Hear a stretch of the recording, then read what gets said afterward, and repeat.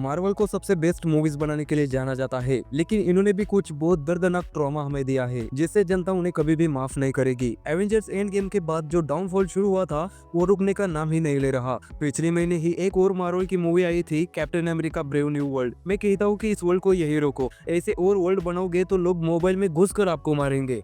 Title से पता चला होगा कि मैं सिर्फ यहाँ बकचोदी करने नहीं आया हूँ। आपको 10 ऐसी मूवीज और सीरीज बताऊंगा जिसे देखकर आपको अपनी आंखों पर विश्वास नहीं होगा। ये वही मार्वल है जिसके लिए आशीष चंचलानी अपनी जान भी देने के लिए तैयार होता था। तो चलो बिना किसी बकचोदी की वीडियो की शुरुआत करते हैं। पहले नंबर पर है मॉर्बियस। लगता है मार्वल अपना बैटमैन बनाना चाहता था, लेकिन इसे बनाते वक्त शायद इन्होंने सुपरमैन, वेनम, ज़ॉम्बी और ट्विलाइट सागा एक साथ देख ली होगी, क्योंकि इसमें इन सभी मूवीज का मिक्सचर देखने को मिलता है। बैटमैन की तरह इसे भी बैट से डर लगता था, बाद में वो इन्हें फेस करके ये डर खत्म करता है। सुपरमैन की तरह हवा में उड़ता है, वेनम की तरह एग्रेसिव है, ज़ॉम्बी की तरह दिखता है, वैम्पायर की तरह दांत दिखाता है। टोटली कहा जाए तो इसमें अलग कुछ काबिलियत नहीं है। ऐसा लगता है बैटमैन, ज़ॉम्बी, वैम्पायर, वेनम इन सबको मिक्सर में डाला है और ये सब मिक्स करके आपके सामने परोसा है। ये है मॉर्बियस। खैर नेगेटिव की तो बातें कर ली, अब थोड़ी अच्छी बातें करते हैं। ऑब्वियसली ये मार्वल की मूवी है तो वीएफएक्स, सीजीआई और एक्शन तो बढ़िया देखने को मिलता है। ये बात छोड़कर इस कैरेक्टर से आप करने के लिए नहीं होते। IMDb ने भी सिर्फ 5.1 रेटिंग दी है, इससे अच्छी तो शी हल्क की रेटिंग है और वो है 5.2। रुको जरा सब्र करो, इसकी भी आगे बात करेंगे, लेकिन इससे पहले बात करते हैं ब्लैक विडो की।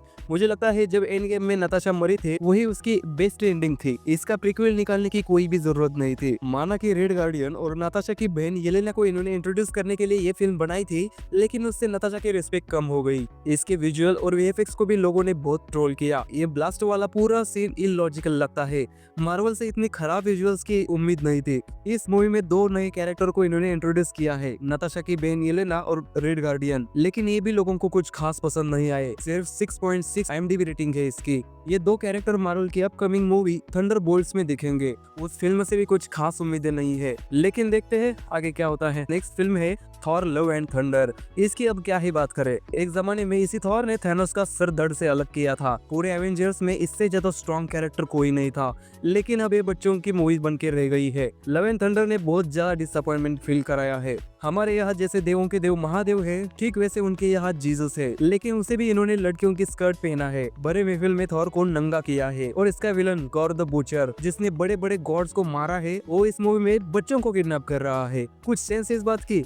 इतने बड़े विलन को इन्होंने मजाक बनाया है। IMDb ने भी सिर्फ 6.2 की रेटिंग दी है। अगली एक सीरीज है falcon and the winter soldier. इसमें सैम विल्सन कैप्टन अमेरिका कैसे बनता है वो देखने को मिलता है, लेकिन इससे लोगों को घंटा फर्क नहीं पड़ता। ओजी होता है। स्टीव रॉजर्स के अलावा कोई और कैप्टन अमेरिका के रोल में देखना ये बात हजम ही नहीं होती। वैसे यही सिचुएशन इन्होंने सीरीज में भी दिखाई है। सैम विल्सन को कैप्टन अमेरिका के रोल में सीरीज के अंदर भी कोई पसंद नहीं कर रहा है। कुछ हफ्ते पहले इसकी captain America brave new world I थी, लेकिन वो भी बहुत गंदी तरह से पिटी। यही वक्त है अभी, मार्वल वालों कुछ करो कैसे भी करो, लेकिन हमें हमारे ओरिजिनल कैप्टन अमेरिका और आयरन मैन को वापस लाओ। मल्टीवर्स के नाम पे तो तुम ऑलरेडी हमारा काट ही रहे हो, एक और बार भी हम कटवाने के लिए तैयार है। बस पुराने कैरेक्टर को कैसे भी करके वापस लाओ बस। मार्वल का इतना बड़ा डाउनफॉल हमें भी नहीं देखा जा रहा। खैर ये तो हमारी बातें सुनेंगे नहीं, बढ़ते हैं अगली मूवी की तरफ। नेक्स्ट फिल्म है एंटमैन द वेस्ट क्वांटमेनिया। भाई अगर इमेजिन करो थैनोस को ये डेडपूल वाली गंजेडी बुड्ढी मार दे तो, या ये डोपिंदर ही मार दे तो इसमें कुछ सेंस बनता है क्या? नहीं ना,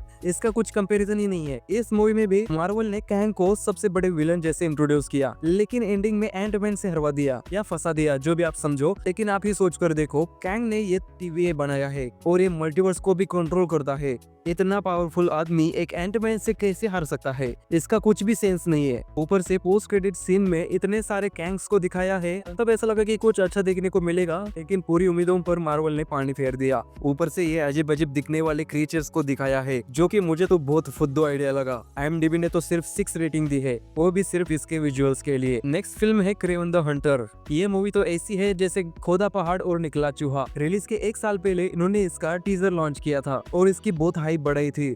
हीरो को देखकर ऐसा लगता था कि बस यही है वो बंदा जो मार्वल की नैया पार कराएगा, लेकिन मूवी में इसकी ही वाट लग गई। पूरी फिल्म में इन्होंने बस इसकी बॉडी पर फोकस किया है। भले ही चूतिया कैरेक्टर हो, लेकिन दिखने में अच्छा होना चाहिए। विलन को पूरी फिल्म में बस वेटर के कपड़े पहनाए हैं, एक व्हाइट शर्ट और ब्लैक पैंट, बात खत्म। बजट इश्यू होता तो बता देते यार। इंडिया के सभी लोगों ने बस 1-1 रुपया दिया होता तो 140 करोड़ आराम से बन जाते, और किस बात की इतनी जल्दी थी पता नहीं। ऐसे कैरेक्टर लिखे ना भाई साहब, आपको एक भी कैरेक्टर ठीक से समझ में नहीं आएगा। सिर्फ 5.4 IMDb रेटिंग है इसकी। नेक्स्ट सीरीज है शी हल्क। इसे पहली बार देखकर मुझे ऐसा फील हुआ था, सर ये तो टट्टी है।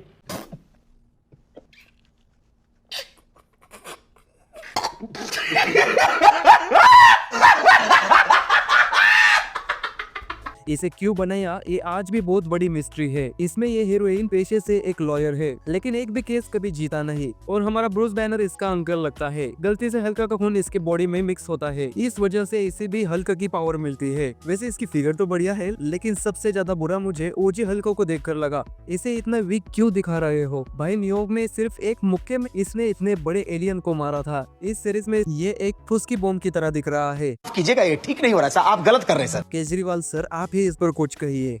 बंद करो, हाथ जोड़ के मैं मोदी साहब से गुजारिश करता हूँ। पूरे मार्वल के इतिहास में इसने सबसे गंदा हगा है। इतनी नाक कटाकर हजम नहीं हुआ जो डेयर डेविल के साथ मुंह काला कर रही है। खैर छोड़ो, किसी ने तो मजे किए। बड़ा हरामी हो बेटा। अगली मूवी है मैडम वेब। इस मूवी में ना तो स्पाइडरमैन है, ना है वो वाले सीन जो कि डकोटा जॉनसन की मूवीज में हम एक्सपेक्ट करते हैं। खैर मूवी तो सर के ऊपर से चली जाती है, लेकिन इसमें भी कंगुआ की तरह पास्ट और प्रेजेंट में खेल चलता रहता है। वो भी फ्लॉप हुई थी और ये भी। इसकी IMDb रेटिंग सुनकर आप हंस पड़ोगे। मात्र 4 रेटिंग है इसकी, सिर्फ मात्र 4।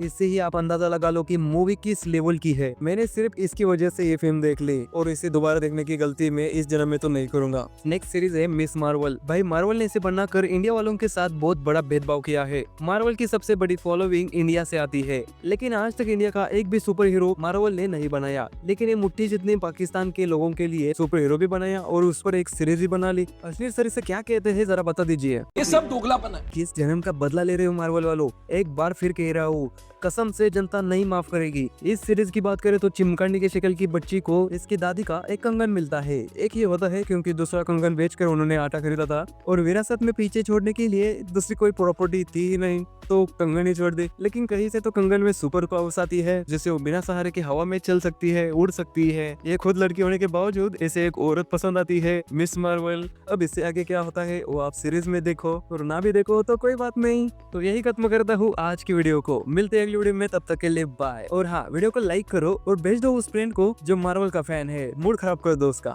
जाते जाते चैनल को भी सब्सक्राइब कर लो यार।